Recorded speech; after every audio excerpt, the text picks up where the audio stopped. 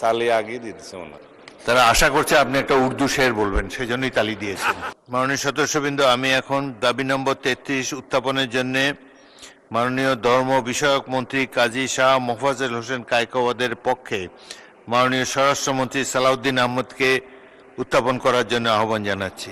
Court forum আলোচনা করছে। জি জি জি, মাননীয় স্পিকার, আপনাকে ধন্যবাদ। তালি আগে দিতেছে মনে হয়। তারা আশা করছে আপনি একটা উর্দু শের বলবেন, সেই জন্যই তালি দিয়েছেন। মাননীয় স্পিকার, আমি বলছি আমি কুটপোরা মৌলানা। আমি মাননীয় স্পিকার একটা শায়ের শুনতে যাচ্ছেন আপনার কাছে। আমি না, মাননীয় বিরোধী দলীয় সদস্যরা শুনতে যাচ্ছেন।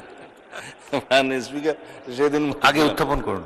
জি, আমি সালাউদ্দিন আহমদ, স্বরাষ্ট্রমন্ত্রী, মাননীয় ধর্ম বিষয়ক মন্ত্রী জনাব কাজী শাহ মোফাজ্জল হোসেন কায়কোবাদের পক্ষে প্রস্তাব করছি যে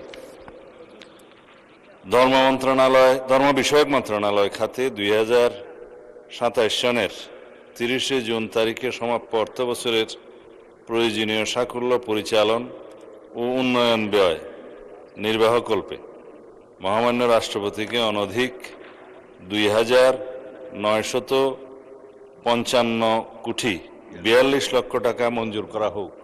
ধন্যবাদ মাননীয় স্পিকার।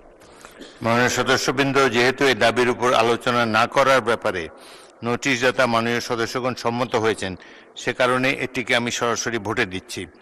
সংসদের সামনে প্রশ্ন হচ্ছে, মাননীয় ধর্ম বিষয়ক মন্ত্রী কাজী শাহ